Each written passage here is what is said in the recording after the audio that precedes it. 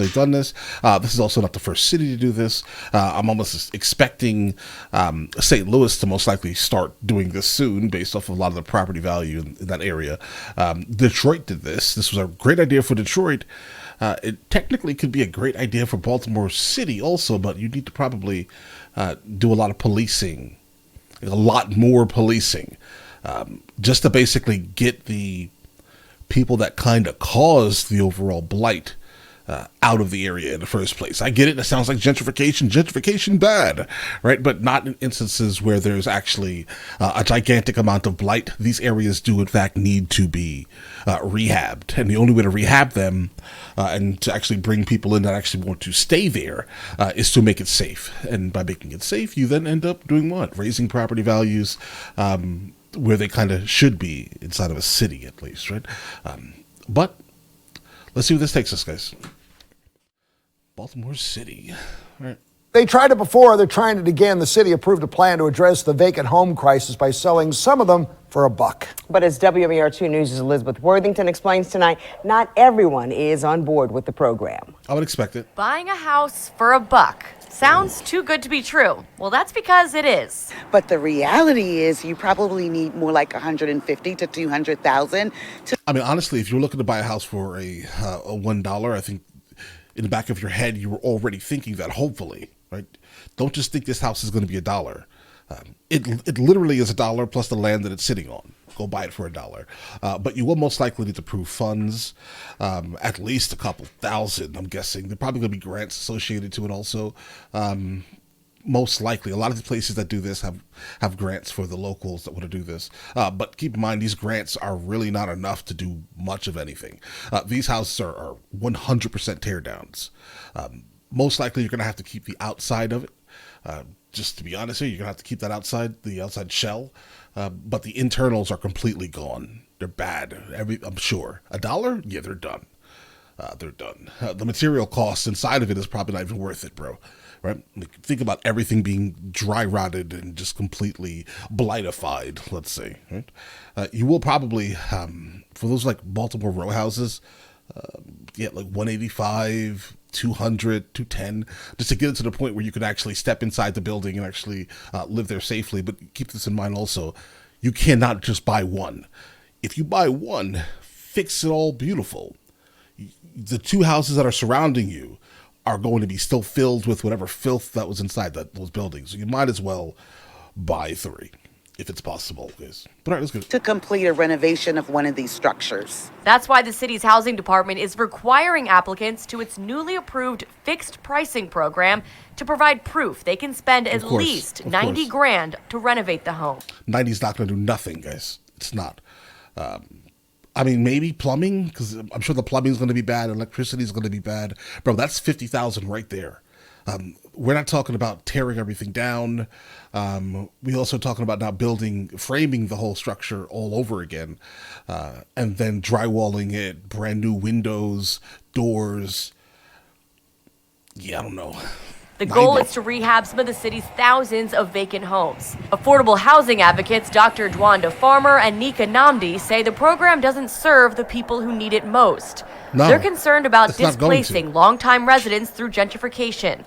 Bro, I would say that, okay, I hear what they're saying here, guys. Advocates This blight is displacement in itself. The blight has displaced the residents. Well, more so than gentrification. Well, I guess they're about the same level, but at least gentrification will bring in new tax dollars for the actual city themselves versus the blight, which is doing nothing. Dr. Dwanda Farmer and Nika Namdi say the program doesn't serve the people who need it most. They're concerned about displacing longtime residents through gentrification.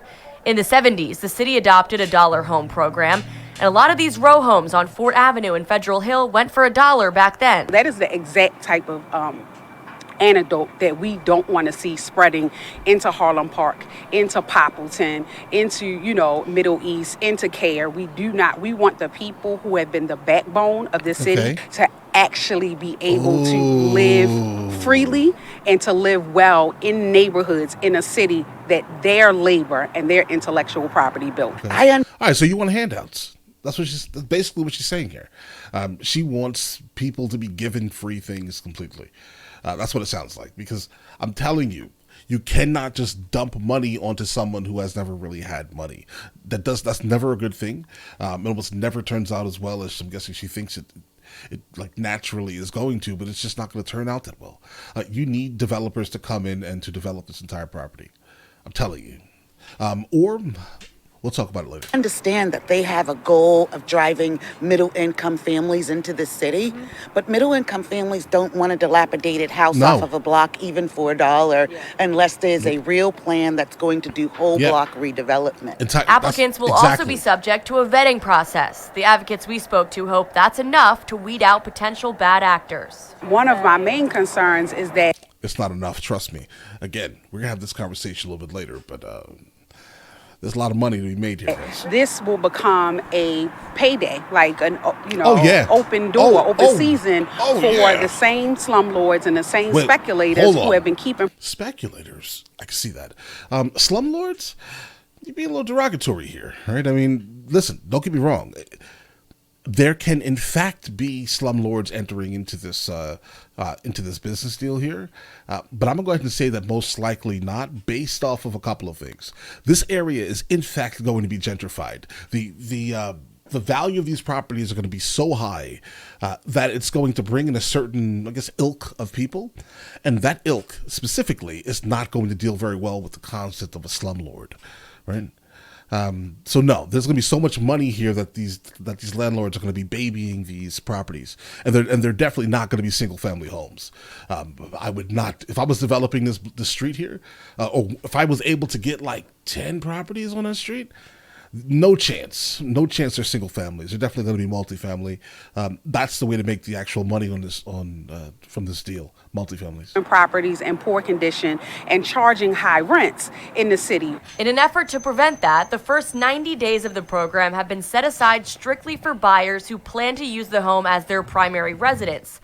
The Department of Housing and Community Development says it's already received more than 800 inquiries. Yeah, 800 for $1 though, bro. But the inquiries really don't matter at all here. What matters are the people who are actually approved, who actually have the funds to prove they can actually do something. An inquiry is irrelevant at $1. There's only under 300 homes set aside for the program right now. The plan was approved at the city's Board of Estimates meeting on Wednesday after Dr. Farmer and Namdi expressed their concerns.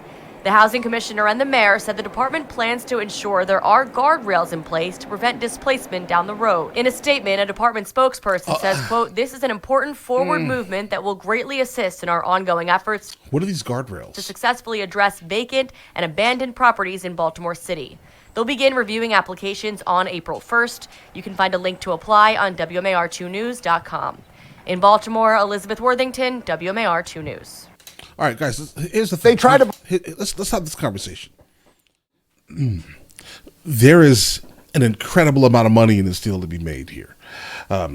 If you have the ability to make this into a single-family home for you and your family, do that. All right, seriously, like speculation aside, business aside, right? For the love of humanity, if you can do that, please do it. But the overwhelming majority of people are not going to be able to do this, guys.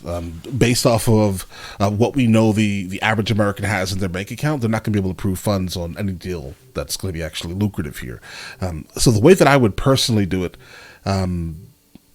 this is hypothetical. I am not giving you any type of financial advice here, right? But the way that I would personally do it is I would ask someone, hey, so good sir of Baltimore, because keep this in mind, I've read something outside of this video here, that if you are some type of developer or you're looking to actually develop the street, they're charging you $3,000 per property, which still is, I will still take that deal for 10.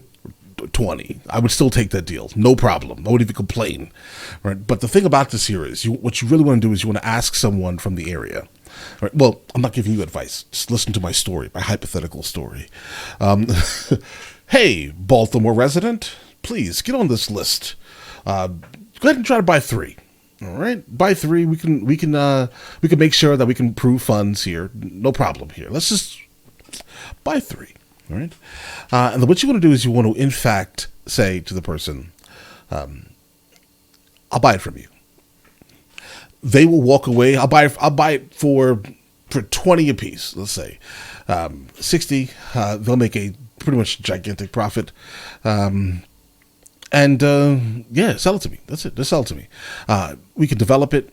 We could do hard money loans, a rehab loan specifically through hard money, 15 months to pay back. We get this built up and completed and developed extremely fast. Get people inside of these properties, multifamilies exclusively, no single families, because these buildings are gigantic.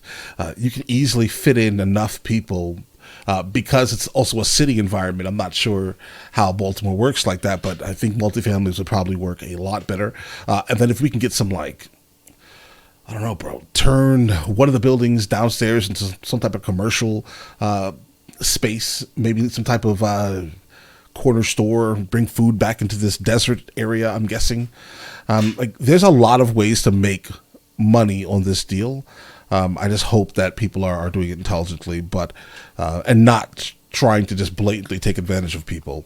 I am absolutely not for the concept of taking advantage of the masses like that. But I do think, again, that multifamilies are the way to go. You can get more people places to live, right? But yeah, obviously these people are going to be try to make it as luxurious as humanly possible, so you can kind of justify the actual rent that most likely will be required to maintain and pay back the actual the rehab loan for these properties.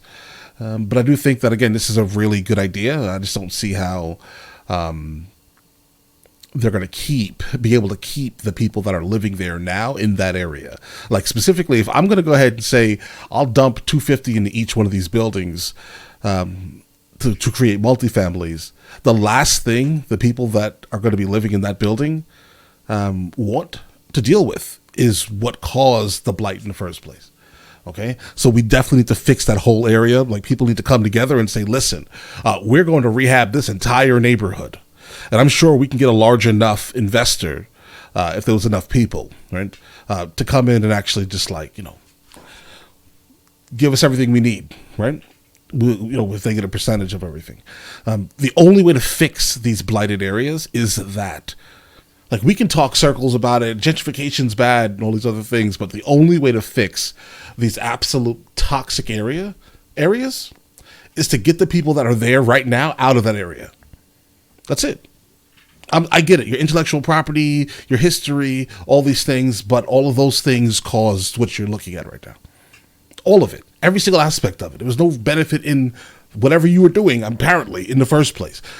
I was told something many, many years ago. Never get attached to real estate. Don't get attached to land. None of these things. You built a nice home. You love your home. I get it, right? But wherever your family is in fact home. Okay? Your home can move. All right. Don't get attached to real estate. Don't get attached to land, and specifically land you don't own and never had really a stake in the first place. That's not really an option. I think Jay-Z said something really nice here. You guys are fighting and doing all this nonsense in areas where your parents are not even owners at all, right? So your affiliation to whatever street fraternity you're dealing with, or whatever criminal organization you're dealing with, is solely dependent on if your parents can pay the rent in a building. I mean, come on, bro. It's time to move. That's it. Just go. Go somewhere else. Okay. But all right. Just my 2 cents here. But yeah, you guys all have an absolutely amazing day. Enjoy your day thoroughly. Guys, before we go, are you guys subscribed to the other channels? Logical Movie Reviews with Mr. L. Boyd, along with Mr. L. Boyd Music. Both are found in the description. Check it out.